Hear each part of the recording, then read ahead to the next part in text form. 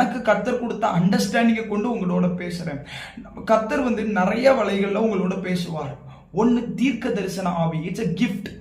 தீர்க்க தரிசன வரம்ங்கிற ஒரு கிஃப்டை கொண்டு விஷன்ஸ், தீர்க்க தரிசன வரம்ங்கிறது ஒரு சேனல். அந்த சேனலை பயன்படுத்தி கர்த்தர் என்ன பண்ணுவார்னா உங்களுக்கு விஷன்ஸை கொடுப்பார், ட்ரீம்ஸ் கொடுப்பார். உங்க உள்ளார்ந்த மனுஷன்ல ஆவியானவர் பேசுவார். இது இப்படி நடக்கிறது வழக்கம்.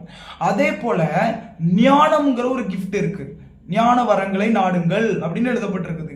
ஞானம்ங்கிற கிஃப்ட்ல அறிவை உணர்த்து வசனம், ஞானத்தை உணர்த்து வசனம்னு 2 வரங்கள் இருக்குது.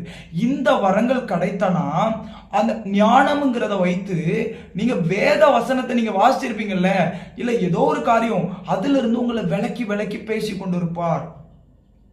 அதே போலதான் நீங்க இன்னும் இந்த அனுபவத்துக்குள்ள இந்த வரங்களை நீங்க பெற்றுக்கொள்ளாத அனுபவத்துல இருந்தாலும் பரிசுத்தாவியானவர் உங்களோட பேச முடியும். when you open the Bible, நீங்க பைபிளை ஓபன் பண்ணும் பொழுது நீங்க வாசிப்பீங்க. இங்க நீங்க சாதாரணமா வாசிப்பீங்க, கர்த்தரின் மேய்ப்பராய் இருக்கிறார், நான் தாழ்ச்சி அடையேன்னு நீங்க வாசிச்சிருக்கலாம். ஆனா உங்க உள்ளார்ந்த மனுஷன்ல ஹோலி ஸ்பிரிட் பேசுவாரு. இந்த பைபிள் ஒரு channel to hear the voice of God. இந்த சேனல்ல போட்டாதான் இந்த பிரசங்கியாருடைய வார்த்தையை கேட்க முடியும்னு தெரியும்.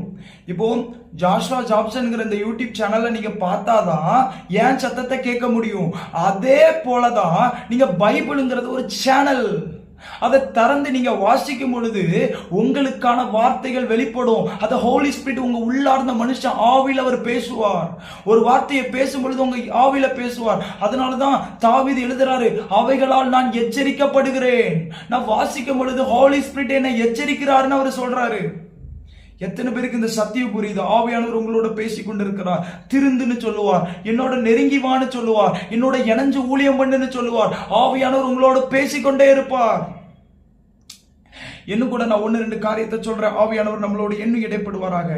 முதல்ல நான் சொன்னேன், வேதம் முழுசுமே உங்களுக்காக எழுதி கொடுக்கப்பட்டிருக்குது. நீங்க அடுத்தவங்களுடையதுன்னு என்னாதுங்க.